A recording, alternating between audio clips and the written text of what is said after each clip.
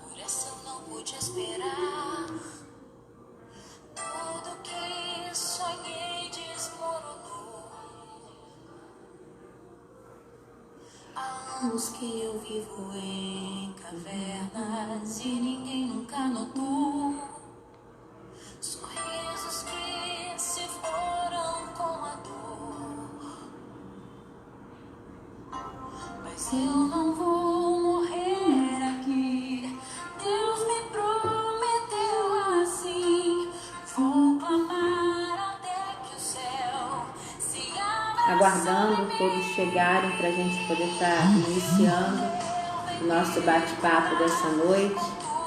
Vamos ver agora que se a internet deixa nós continuarmos sem falha, né, sem parar. Nós vamos estar falando sobre feridas emocionais, né, que ficam, quais as marcas que isso deixa, né. Foi praticamente, nós vamos estar falando quase do mesmo tema, que foi a prova do Enem, né, para os jovens aí que fizeram. Foi falando sobre as marcas, né, que as enfermidades, as doenças emocionais deixam na sociedade brasileira. Nós temos visto esse reflexo aí, né? Então, aguardo vocês, vou esperar mais uns 2 minutinhos e vamos estar iniciando.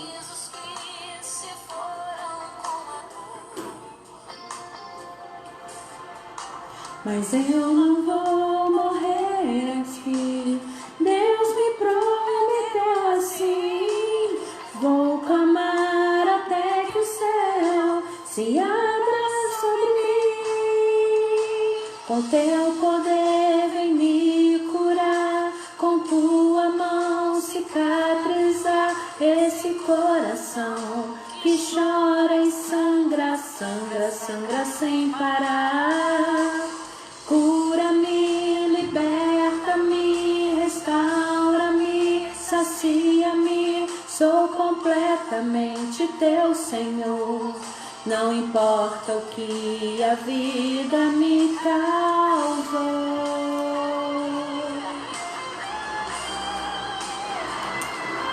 Vou te adorar a Deus com toda a força em mim. Troca meu coração pelo seu, ressuscita-me.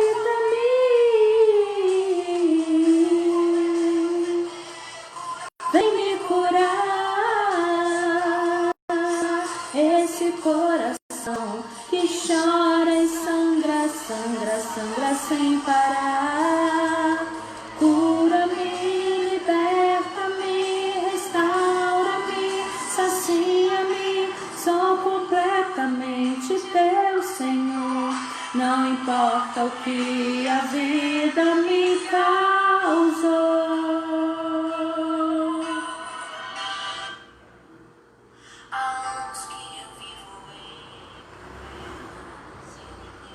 Boa noite a todos os amigos, a todos que estão aí nos assistindo. Nós, né, a nossa intenção aqui não é ganhar likes, não é ganhar seguidores, é aproveitar esse canal onde nós podemos passar informação, onde nós podemos nos comunicar mesmo estando distantes. Então, é aproveitar esse momento, esse espaço e aproveitar a internet. A internet não tem só coisas ruins, tem também coisas boas quando sabemos usar o nosso proveito. E ela facilita isso, né? Mesmo estando distante, em alguns lugares não estão podendo ter cultos, reuniões, né? Nenhum tipo de aglomerações. E com isso muitas pessoas estão ficando dentro de casa, presas, tristes, também, né, sem ajuda, sem orientação, né? Então nós estamos vendo esse momento. Então a internet, as redes sociais nos facilitam a esse momento. Mas antes disso, eu queria falar para vocês aí do nosso livro, né? Essas mulheres maravilhosas e suas histórias inspiradoras, né? Esse livro é uma coletânea da editora Proverbo, né? A idealizadora desse projeto foi a Márcia Fernandes Ferreira. Eu participei desse projeto e aqui nós temos várias coletâneas, várias histórias e relatos de mulheres que passaram por problemas, passaram por dificuldades, por perca, por abuso e superaram, né? Então, esse livro, ele vai te dar, assim, uma força nesse momento aí que muitos estão em casa. Então, procure coisa para ler. Você vai ver que através dessas histórias pode te inspirar, pode te mostrar que tem sim como vencer, tem como sim superar, e tudo que a gente passa, até o título do meu aqui foi tudo tem um propósito, né? Tudo tem um propósito. E esse propósito, né, serve para o que nós passamos, serve às vezes para ajudar o outro, né? Serve para nos ensinar e serve para ajudar o outro. Eu vou ler aqui para vocês aí, para vocês terem interesse de ler os restantes, são mais de 30, né? Mulheres, deixa eu conferir aqui se é isso mesmo, né? Que isso mesmo, que falam aqui das suas experiências de vida, que falam aqui das suas transformações, das suas buscas. Então, eu vou estar lendo aqui para vocês um que é o da Patrícia Rodrigues, que foi uma das escritoras aqui do nosso livro. O título dela foi assim: A Força Oculta que Há em Toda Mulher. Isso aqui é um relato real, né, da experiência da Patrícia Rodrigues. Diz assim: sabe quando você não tem outra opção que não ser forte? Então, foi assim que o meu lado mulher nasceu. Quando falo lado, é porque acredito que somos muitas dentro de um mesmo ser. Não há como pensar só como mãe ou esposa o tempo todo. Temos várias caixinhas, sim. A mulher pensa em várias coisas e faz várias coisas ao mesmo tempo, né? Então, nós mulheres nos dividimos em várias atividades, em várias situações. O ano era 2010 e eu tinha um problema. Perdi minha casa com tudo que tinha dentro. E ele dependia de mim, do meu companheiro, para resolvê-lo. Ali foi meu primeiro impacto sobre ser forte. Deixei a dor em segundo plano e tomei as rédeas da minha vida. Esse foi a primeira vez que me vi como mulher. Durante 2 anos, vi a menina mimada indo embora, como esse processo dolorido. Aliás, toda mudança é dolorida.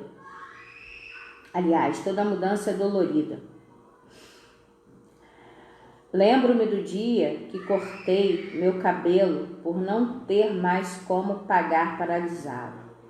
Chorei litros, mas sabia que era a coisa certa a fazer. Outro momento que foi um marco para a mulher que sou hoje foram as minhas gestações.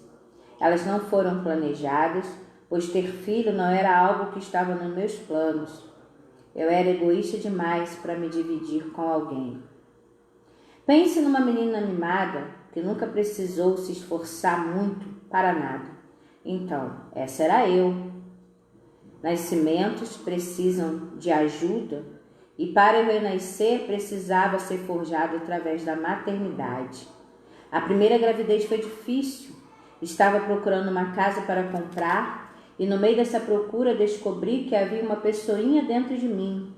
Lembro que a primeira reação foi pensar na criança, que se chama Helena e é a alegria da casa, juntamente com o caçula Gabriel. Chorei, pois queria dar um lar para ela. Fiquei de repouso alguns meses por intercorrência da gestação e quando ela nasceu, eu renasci. O medo me assolava e então corri para minha mãe. Fiquei na casa dela por quase um mês. Aquela experiência tinha que ser minha, pois precisava entender o que estava acontecendo comigo e precisava conhecer aquela menina que me chamaria, que me acompanharia. Ela agora tem 8 anos, por muito tempo. Ora, desde a época do namoro, deixei claro que se tivesse um filho, estaria com ele de forma integral até o término da primeira infância. Assim, passando o período da licença, trabalhei por 2 meses e quando tive que tomar a decisão, lembro da minha chefe me incentivar a sair e viver a maternidade. Tem que ser muito forte para abrir mão de você e da sua vida em prol dos outros, mas eu precisava dessa experiência. Lembra que eu falei que era egoísta? Durante esse processo de mamadeiras, fralda, madrugada, decidi prestar o vestibular para realizar o sonho da adolescência e, para minha surpresa, passei. Vou fazer uma pausa aqui para falar sobre o medo e insegurança. Eu sou muito insegura. Houve uma noite, ainda na gravidez, que eu achei que não teria leite. Chorei horas seguidas. Quando tomei a decisão de parar de trabalhar, várias coisas passaram na minha cabeça. Por exemplo, eu limpava a casa todo dia para ter a sensação de estar produtiva. Vou parar aqui, não vou ler todo, para você depois ter curiosidade de ler como terminou, né, essa história real aqui da Patrícia Rodrigues, força oculta que há em toda mulher, né, faz parte aqui da nossa coletânea. Mas uma coisa aqui que ela fala é muito importante sobre o medo, né? Ela fala aqui esse medo de ser mãe, esse medo de gerar um serzinho tão pequeno. Acho que todas nós temos, né, esse medo quando nós engravidamos. Eu tinha esse medo, né? Quando eu engravidei eu tinha muito medo, já pensando na hora do parto. Eu acho que é por isso que muitos de nós, muitas mulheres grávidas têm ansiedade, né? E até desenvolvem um tipo de diabetes na gravidez, porque nós já ficamos ansiosas pensando como será o nascimento. E aqui a Patrícia fala que ela ficou até preocupada de não ter leite, então isso gerou uma ansiedade nela, né? Gerou algo que ela se preocupava ao ponto de chorar a noite toda, e acho que é uma preocupação de muitos, né? E ela aqui falou também numa parte que ela desde o namoro falava que quando ela fosse mãe, ela queria ser mãe de forma integral, pelo menos na primeira infância. Gente, é muito importante esse papel de nós mães hoje, ficar com nossos filhos nesse período da primeira infância, né? Muitos falam que não, que nós mulheres temos que ser independentes, que muitas até optam em não ter filho mais por causa da carreira, né, particular de cada um.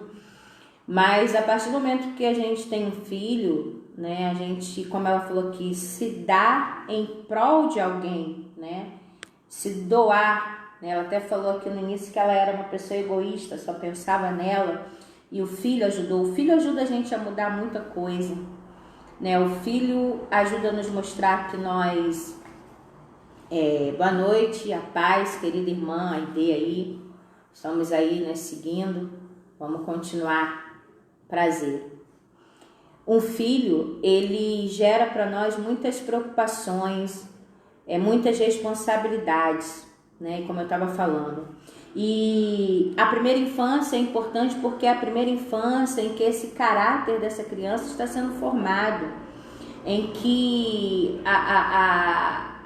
os movimentos, a mente, né? Esse período da primeira infância, a criança é como uma esponja, ela absorve tudo que ela vê, tudo que ela passa, e ali vai formando aquele caráter, sim, daquela criança.